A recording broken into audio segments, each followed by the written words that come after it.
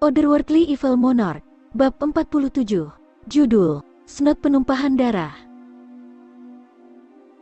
Junxie berbalik untuk melihat seorang pria muda berjubah sutra biru berdiri di tengah tangga. Lengan kirinya memeluk seorang wanita berpakaian cantik. Wajah pria itu dipenuhi dengan amarah saat dia segera mencoba untuk menghapus benjolan kuning di pipi kanannya. Benjolan kuning itu tidak lain adalah ingus Tang Yuan. Tang Yuan duduk dengan punggung menghadap tangga ketika dia memantulkan ingusnya ke tanah. Dalam keadaan seperti itu, ingus seharusnya tidak mengenai siapapun, apalagi wajah seseorang. Namun secara kebetulan, saat Tang Yuan sedang memuntahkan ingusnya adalah ketika anak muda dan wanita itu menaiki tangga. Pada saat itu, pemuda itu asyik meremas dada wanita itu saat mereka naik, kepala mereka baru saja muncul dari tangga. Saat itulah masa ingus terbang. Jika bukan karena fakta bahwa mereka memalingkan wajah mereka ke samping, itu mungkin langsung memasuki mulutnya. Junxie tercengang saat dia menatap dengan mata melotot. Setelah beberapa saat, dia tertawa terbahak-bahak sambil menggenggam tangannya sebagai tanda hormat untuk Tang Yuan. "Gendut Tang, keakuratanmu benar-benar mengesankan, luar biasa." Tang Yuan yang juga tercengang tidak bisa berkata-kata untuk sementara waktu sebelum tertawa getir. "Bagaimana ini bisa menjadi tentang ketepatan akurasiku? Ini hanyalah keberuntungan yang menantang surgawi bajingan ini." Argumen dari Tang Yuan ini memang tepat. Di antara semua tuan muda yang terkenal jahat di kota Tianxiang, Tang Yuan dan Junxie mengenal sebagian besar dari mereka.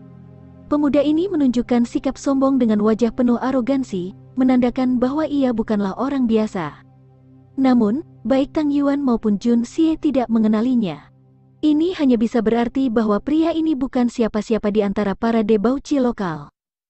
Tidak hanya ini, tidak ada yang membuat wajahnya terkena ingus. Dia saat ini memprovokasi Jun Moxi dan Tang Yuan, dua debauci paling terkenal di ibu kota. Dengan demikian, keberuntungannya benar-benar dapat dianggap menantang surgawi. Saat mereka berdua berbicara, pemuda itu tiba-tiba mengalihkan perhatiannya ke arah mereka. Melepaskan wanita itu dari tangan kirinya, dia berjalan dengan agresif dan meraung ke arah Tang Yuan dengan ekspresi bengkok. "Dasar bajingan gendut, apa kau mencari kematian? Dan kamu, Flower Boy, apa yang kamu tertawakan, bangsat?" Wajah Junxie tiba-tiba menjadi gelap dan menyeramkan. Dia awalnya berpikir untuk menasihati Tang Yuan agar tidak memukulinya sampai mati. Bagaimanapun, yang salah masih Tang Yuan. Tetapi setelah mendengarkan kata-kata itu, dia perlahan duduk. Orang ini memang pantas mati. Tang Yuan bukanlah pria yang berbudi luhur. Selain itu, ini merupakan momen paling menyedihkan dalam hidupnya dan dia sangat membutuhkan karung tinju untuk menghilangkan stresnya. Begitu dia mendengar kata-kata itu, dia menjadi marah. Tubuhnya yang gemuk dan bulat meledak seperti bola voli yang ditendang dengan kekuatan penuh saat dia menamparkan wajah anak muda itu. Sebuah telapak tangan sebesar beruang jatuh di pipi anak itu. Anak muda itu tidak pernah menyangka bahwa Tang Yuan, yang salah, akan benar-benar menyerangnya tanpa mengucapkan sepatah kata pun. Jenis bully ini memang sangat langka di dunia ini. Tubuhnya lemah dan tidak bisa menghindar. Yang bisa dia lakukan hanyalah menerimanya. Tubuhnya berputar 2 kali sebelum jatuh dengan pantatnya di lantai. Di hadapannya, bintang-bintang bersinar dan otaknya terasa tergeser.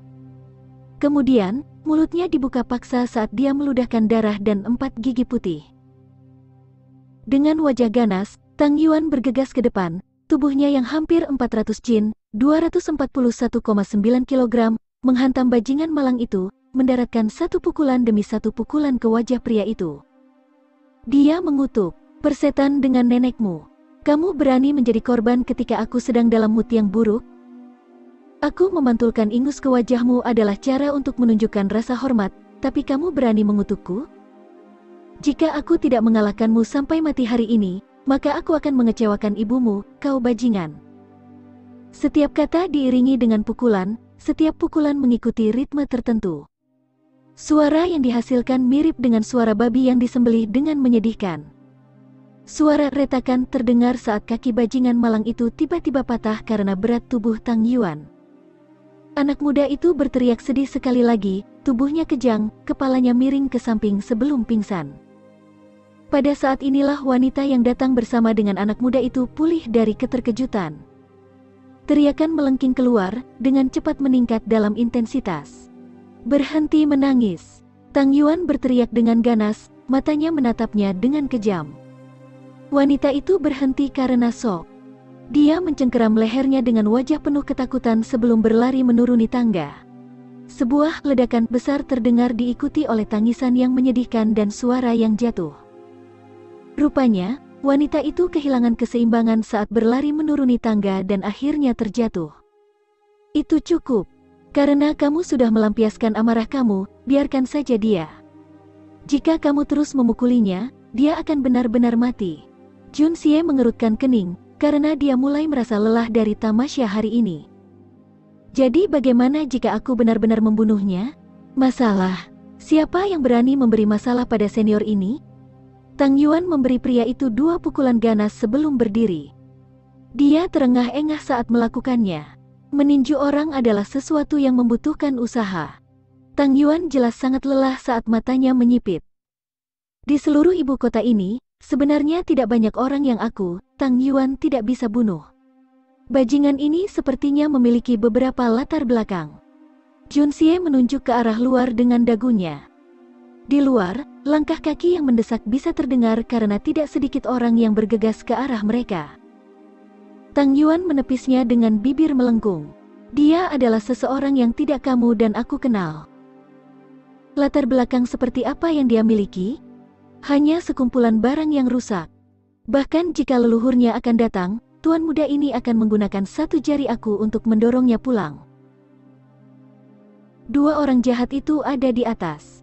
"Qin, tuan muda Qin juga ada di atas." Suara panik wanita itu terdengar dari bawah. Setelah itu, suara pedang yang ditarik dari sarungnya terdengar. Suara besi terdengar saat suara langkah kaki di tangga datang. Dalam sekejap, kira-kira 6 prajurit dengan ekspresi dingin di wajah mereka berdiri di depan mereka berdua. Melihat pemuda berlumuran darah tergeletak di lantai, wajah mereka menjadi geram. Salah satu dari mereka memiliki kemiripan dengan anak muda itu, wajahnya persegi, berjenggot, dia meraung marah saat matanya seperti mengeluarkan gelombang api. "Apa yang kamu lakukan hanya berdiri di sana? Bantu tuan muda dan tangani 2 binatang pemberani ini." 4 prajurit mengakui perintah itu. Mereka melangkah maju, siap beraksi. Di samping mereka berdiri beberapa pria berseragam perwira. Mereka tertawa saat mereka bertanya, "Pemimpin klan Qin, apakah kamu ingin membiarkan kita menangani masalah ini?" "Kita pasti akan." "Omong kosong. Putraku telah dipukuli hingga kondisi yang menyedihkan, namun kamu ingin aku menyerahkan ini kepadamu? Hari ini, aku akan membawa kedua bajingan ini bersamaku. Tidak satu pun dari mereka yang akan dibebaskan. Aku ingin tahu, bajingan mana yang berani menyentuh aku, putra Qin Hu. Terutama di tempat abadi yang mabuk yang terletak di bagian utara kota." Pria itu sangat marah. Kedua petugas itu awalnya ingin menjelatinya, tetapi malah memprovokasi dia. Mereka merasa malu dan terdiam. Orang yang berteriak-teriak tentang balas dendam adalah pemimpin klan dari klan Kota Utara, salah satu dari 6 klan besar di kota Tianxiang. Adapun anak muda yang terbaring di tanah, dia tidak lain adalah putra tunggal Qin Hu, Qin Xiaobao, seorang debauci dengan latar belakang yang cukup besar.